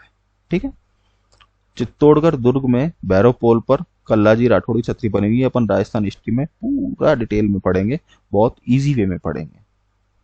ठीक है। चित्तौड़गढ़ दुर्ग में भैरव पोल पर कल्ला जी राठौड़ की एक छतरी बनी हुई है। ठीक है। रनेला रुणेला इस वीर का सिद्ध पीठ है। रुणेला में कल्ला जी राठौड़ का सिद्ध पीठ है। भूत पिशाच ग्रस्त रोगी पशु, पागल कुत्ता, गोयरा, सर्प आदि विषैले जंतुओं से दंशित व्यक्ति, सबू पक्षी, सब पशु सभी यहाँ अल्लाह जी की कृपा से संताप से छुटकारा पाते हैं। हमारे नेक्स्ट लीजेंडरी देवता है देव बाबा जी। देव बाबा जी कौन थे? पशु चिकित्सक थे आयुर्वेद का। अब ये एलोपैथिक तो अब चला है, पहले आयुर्वेदिक चलते थे। तो आयुर्वेदिक है देव बाबा जी। पशु चिकित्सा आयुर्वेद का अच्छा ज्ञान होने के कारण देव बाबा गुजर ग्वालों के पालनहार। गुजर ग्वालों के क्यों हुए पालनहार? क्योंकि पशु चिकित्सा। ग्वाले कौन होते हैं? जो गाय चराते हैं, गाय भैंस जानवर दूध निकालने का काम होता है। तो पशु चिकित्सा आयुर्वेद का अच्छा ज्ञान था, तो देव बाबा जी को था। ठीक है, भरतपुर के नगला जहाज में देव बाबा का मंदिर है। यहाँ हर वर्ष कब, इसमें से हार्ड क्वेश्चन कोई सा नहीं, इन बाबा जी में हार्ड क्वेश्चन कोई सा भी नहीं है। इजी क्वेश्चन मैं बताता हूँ आपको। देव बाबा किसके गुरु थे? तो देव बाबा गुजरों गालों के पालनहार, ठीक है, कष्ट निवारक के रूप में पूजने हुए थे। अब मैं मॉडरेट क्वेश्चन बताता हूँ। इनका मंदिर कहाँ है? भरतपुर के नगला जहाज में इनका मंदिर है। अब मैं हार्ड क्वेश्चन बताता हूँ कि देव नारायण जी का मेला, देव बाबा जी का मेला कब कब भरता है? देव बाबा जी का मेला हर वर्ष भादो शुक्ल पंचमी, भादो शुक्ल पंचमी को भरता है। चैत्र शुक्ल पंचमी को वर्ष में 2 बार भरता है। आप इसको इस वे में याद करें। इजी वे ये रहा, गुजरों ग्वालों के पालनहार, ठीक है। और मॉडरेट वे कहाँ है इनका मंदिर? भरतपुर के नगला जहाज में मंदिर है। और हार्ड डिफिकल्ट वे, हर वर्ष भादो शुक्ल पंचमी एवं किस तिथि और किस तिथि को देव बाबा जी का मेला भरता है? तो उसका आंसर होगा चैत्र शुक्ल पंचमी को। वर्ष में 2 बार मेला भरता है इनका, ठीक है। ऐसे आप याद करें। वीर पनराग जी, इसकी पीडीएफ मैं आपको दे दूंगा। मेरा बस इतना सा कंसर्न है कि आप 0 लेवल से लेके RS लेवल बिल्कुल फ्री में हर परीक्षा के लिए तैयार हो जाए। आपको कुछ नहीं करना, आपको सिर्फ ये वीडियो देखनी है, डिटेल से पढ़ना है। जो चीज मैं आपको नोट्स प्रोवाइड करा रहा हूं सिर्फ उसी को पढ़ना है। यकीन करें और फॉलो करते रहें, सक्सेस मिल जाएगी। वीर पनराग जी हमारे अगले लीजेंडरी देवता है। वीर पनराग जी याद करें। 16वीं सदी में जैसलमेर के नगा गांव के क्षत्रिय परिवार में पैदा हुए थे वीर पनराग जी, ठीक है। काठोड़ी गांव के ब्राह्मण परिवार की गायों को मुस्लिम से लुटेरों से बचाते हुए अपने प्राण त्याग दिए थे। लोक देवताओं के रूप में अमर हुए। पनराग गांव जैसलमेर में वर्ष में 2 बार मेला भरता है। इससे सिर्फ मॉडरेट लेवल तक क्वेश्चन बनेगा, पर आप याद कर सकते हैं वीर पनराग जी, पनराजसर गांव कहाँ है? जैसलमेर, ठीक है। वर्ष में 2 बार मेला इनका भी 2 बार भरता है, ठीक है। किस लिए प्राण त्यागे थे? ब्राह्मण परिवार की गायों को मुस्लिम लुटेरों से बचाते हुए प्राण त्यागे थे, ठीक है। कहाँ त्याग? काठोड़ी गांव के पास, ठीक है, याद रखें। वीर पनराज जी, तो पनराजसर गांव ही है इनका, ठीक है। हमारे अगली लेजेंडरी बाबा है हरिराम बाबा जी, ठीक है। ये सर्पदंश का इलाज करते हैं। सर्पदंश के हमारे तीसरे बाबा हैं ये, आप याद कर सकते हैं इन्हें, ठीक है। इस सीक्वेंस में पूछते हैं, इस सीक्वेंस में क्वेश्चन मॉडरेट और हार्ड लेवल का आता है कि सर्पदंश का इलाज करने वाले लोक देवता कौन कौन से हैं, सुमेलित कीजिए, ठीक है। आप एक लिस्ट बनाएं, उसमें आप ये लिखें, मतलब अगर आप इस नोट्स की पीडीएफ निकालते हैं इजी वे में, अगर अपना सक्सेस आप श्योर करना चाहते हैं, आप पीडीएफ निकालें, उससे रिवीजन करते जाएं और आप रिवीजन करते करते एक लिस्ट इसी पे लिखते जाएं कि भाई सर्प का इलाज कौन कौन से देवता करते हैं, ठीक है। गायों के कौन कौन से देवता माने जाते हैं, ऊँटों के देवता कौन माना जाता है, ऐसे मतलब उसको लिंक करते करते याद करें, क्योंकि बाकी सब चीज डिटेल में तो आपको ये वीडियो ही सब कुछ समझा देगी। हरिराम बाबा जी ये सर्पदंश का इलाज करते हैं, ठीक है। सुजानगढ़ नागौर के मार्ग पर झोरडा गांव चूरू में इनका मंदिर बना हुआ है। सुजानगढ़ ये चूरू, इस मार्ग पर, सुजानगढ़ नागौर मार्ग पर, ये नागौर, यहाँ इनका मंदिर बना हुआ है, ठीक है। सुजानगढ़ नागौर मार्ग पर झोरडा गांव में चूरू में इनका मंदिर बना हुआ है। मंदिर में सांप की बांबी की पूजा होती है। सांपों के देवता हैं, सर्पदंश का इलाज करते हैं, सांप की बांबी की पूजा करते हैं। इनके सांप की बांबी इनके चरण कमल माने जाते हैं। हर वर्ष मेला भरता है। राम जी के पिताजी राम नारायण एवं माता चंदनी देवी था। शेखावटी क्षेत्र, ये पूरा शेखावटी क्षेत्र है, इसे आप शेखावटी नाम से याद रखें। शेखावटी क्षेत्र चूरू नागौर सीकर झुंझुनू आदि क्षेत्रों में इनकी अधिक मान्यता है। हरिराम जी, ठीक है। हरिराम जी शेखावटी देवता के रूप में जाने जाते हैं। ठीक है। अगले बाबा जी हैं आलम जी। जेठमलोत राठौड़ वंशी आलम जी को बाड़मेर जिले के मलानी क्षेत्र में, अच्छा मलानी क्षेत्र किसके नाम पे जाना जाता है, आप मुझे कमेंट में बताएं। जेठमलोत, ठीक है, राठौड़ वंशी आलम जी को बाड़मेर जिले के मलानी क्षेत्र में राढ़धरा क्षेत्र में लोक देवता के रूप में पूजा जाता है। आलम जी का धोरा, इनका थान ढांगी नामक रेतीले टीले पर इनका स्थान है। ठीक है, ढांगी नामक इनका स्थान कहाँ है आलम जी का, ढांगी नामक रेतीले टीले पर। ठीक है, जहां भादो शुक्ल दूज तृतीया को इनका मेला भरता है। ठीक है, इसे आप याद कर सकते हैं।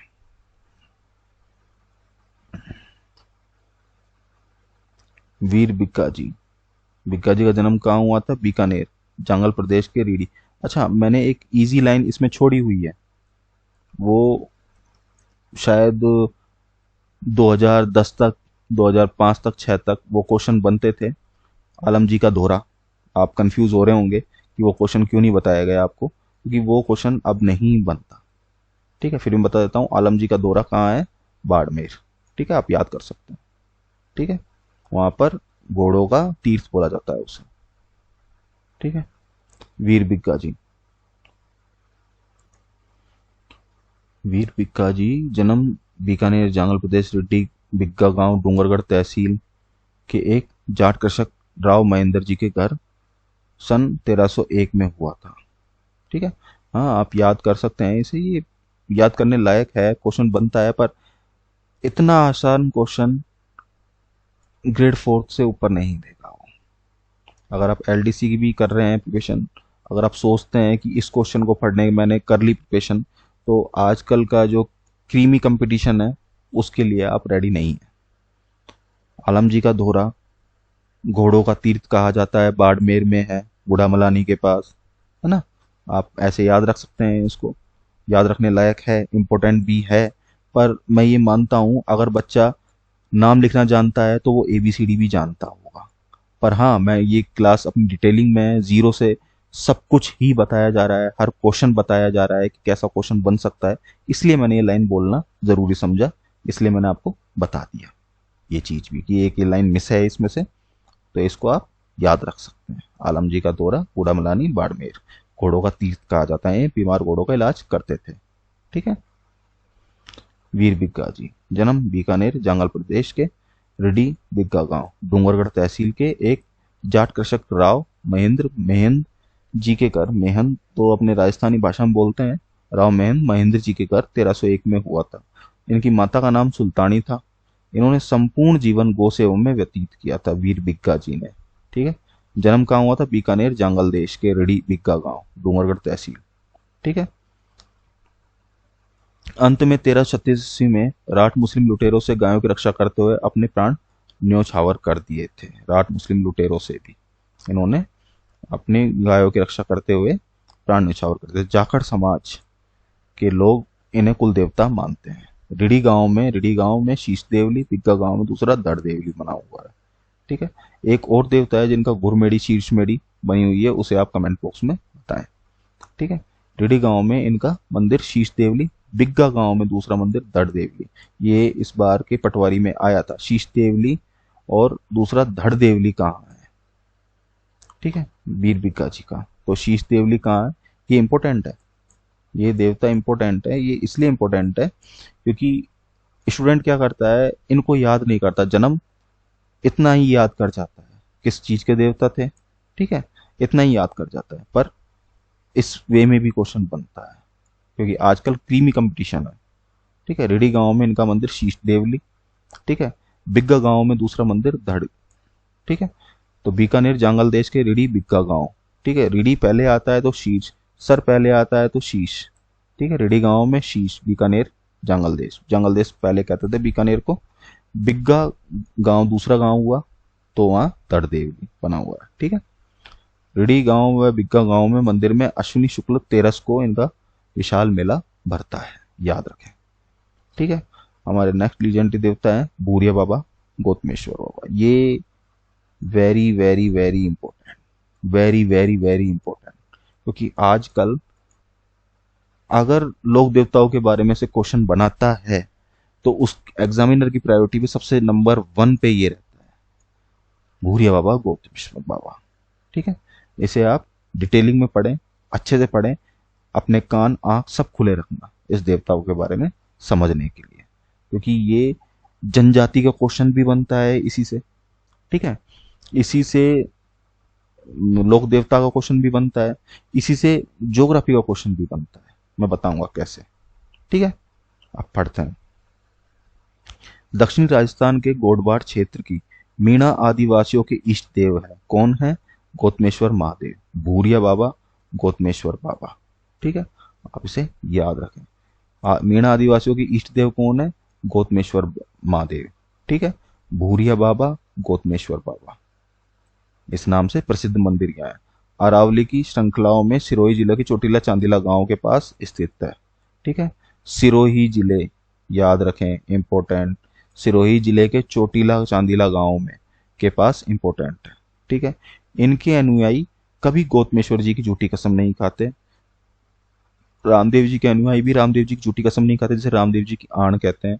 गोतमेश्वर जी के जो अनुयायी है वो इनकी झूठी कसम नहीं खाते, पर इनके अनुयायी है कौन? मीणा जनजाति के लोग इनके अनुयायी है। गोतमेश्वर महादेव, भूरिया बाबा, गोतमेश्वर बाबा, मैं बार बार रिपीट कर रहा हूं, बहुत इंपॉर्टेंट है। आजकल एग्जामिनर के बस सरफेस पे यही रखा हुआ है, भूरिया बाबा। ठीक है, क्योंकि जनजाति से भी रिलेटेड क्वेश्चन है। अब राजस्थान को जानना है, अगर आप राजस्थान में नौकरी पाते हैं तो जनजाति के बारे में जानना आपको जरूरी है, तो इसलिए ये इंपॉर्टेंट देवताओं में से है। ठीक है, गोडवाड़ क्षेत्र मीणा आदिवासी गोतमेश्वर महादेव, भूरिया बाबा, गोतमेश्वर महादेव का प्रसिद्ध मंदिर कहाँ है? सिरोही जिले के चोटिला चांदीला गांव में। ठीक है, इनके अनुयायी कभी गोतमेश्वर जी की झूठी कसम नहीं खाते हैं। सूखड़ी नदी, पतित पावनी गंगा, ज्योग्राफी क्वेश्चन बना है नहीं बना दोस्तों? सूखड़ी नदी, पतित पावनी गंगा, पतित पावनी गंगा कौन सी नदी है? सूखड़ी नदी है। ठीक है, ज्योग्राफी भी हम करेंगे, पर पहले हम राजस्थान का आर्ट एंड कल्चर, फिर राजस्थान की जीके, फिर ज्योग्राफी पढ़ेंगे। करंट अफेयर तो हमारा चलता ही है। करंट अफेयर आप देख सकते हैं, आपका राजस्थान का अगर 0 लेवल है, अगर आप राजस्थान के बारे में नहीं जानते, बाकी मैं बड़ी बड़ी ये जो मैंने पीडीएफ तैयार की है, इस पीडीएफ के लिए मैं राजस्थान अध्ययन और भी राजस्थान की जो लीजेंडरी बुक थी, उन सारी बुकों का निचोड़ आपके पास है चंद कुछ पीडीएफ में। अगर बता रहा हूं मैं आपको, अगर एक क्वेश्चन भी वो बनाने की सोचेगा तो इससे बाहर वो दे ही नहीं पाएगा। अगर वो एग्जामिनर इस पीडीएफ को देखता है और सोचता है कि मैं इससे क्वेश्चन कैसे बचाऊं कि इससे इसमें क्वेश्चन ना हो, तो वो ऐसा कर ही नहीं सकता, उसको लोक देवता छोड़ना पड़ेगा।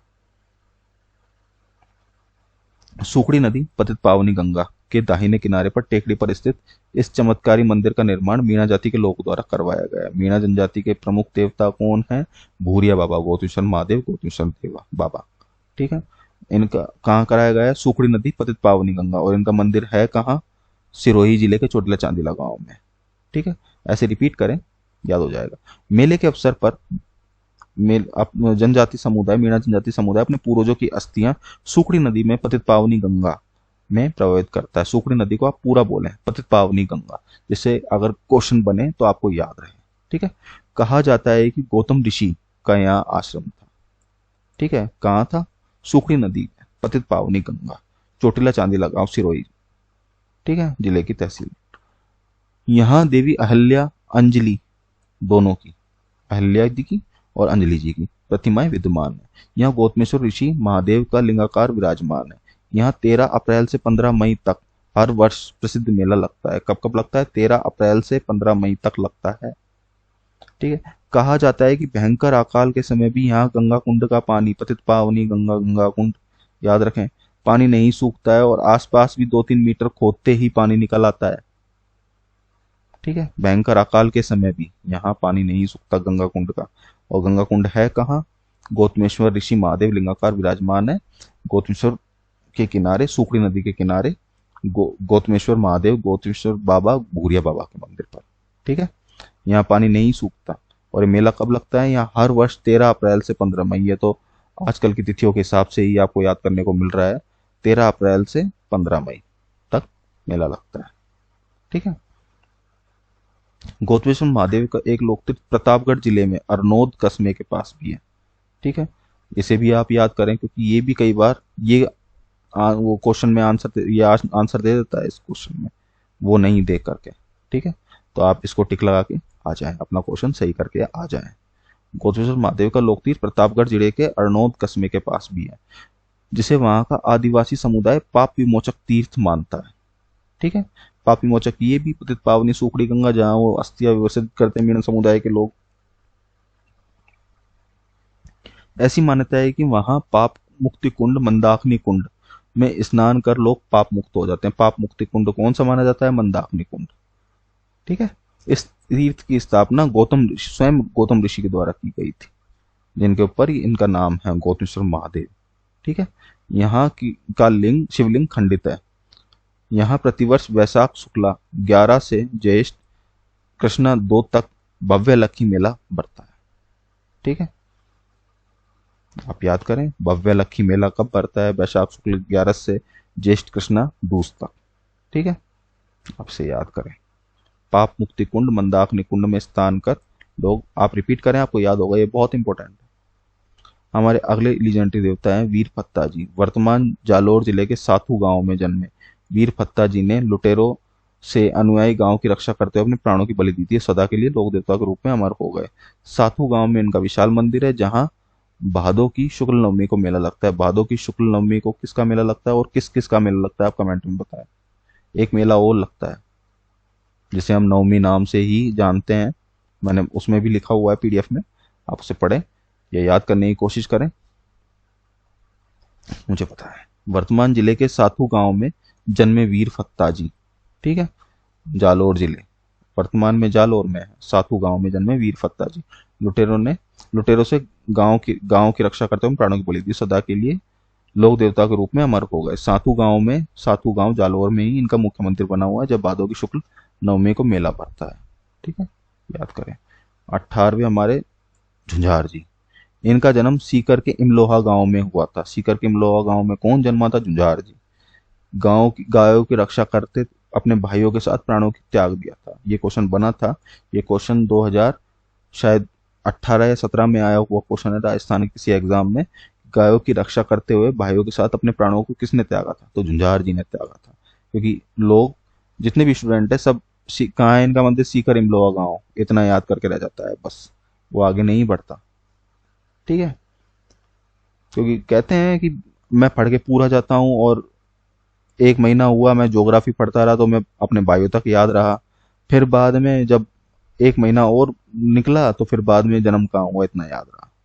तो आप एक ट्रिक बनाए, ट्रिक से कूद, मतलब जैसे आपने स्विमिंग की, सीकर के इमलोहा गांव में हुआ, भाइयों के साथ प्राण किसने त्यागे? झुंझार जी ने, और रामनवमी को मेला लगता है, बस निकल गए बाहर। इस तरह से याद करें। और किसका लगता है? झुंझार जी। झुंझार जी से ही बोले। झुंझार जी का जन्म कहाँ हुआ? सीकर के इमलोहा गांव में, अपने भाइयों के साथ गायों की रक्षा करने को प्राण त्याग दिए। ठीक है, और हर साल रामनवमी को मेला लगता है। बस इस वे में आप याद करते हुए चले, और पहले आप पूरा डिटेलिंग पढ़ें, फिर इस वे में याद करते हुए हार्ड चीज, इंपॉर्टेंट चीज याद करते चले। अगले हमारे इंपॉर्टेंट देवता है केसरिया कुंवर जी। ये गोगा जी के पुत्र थे।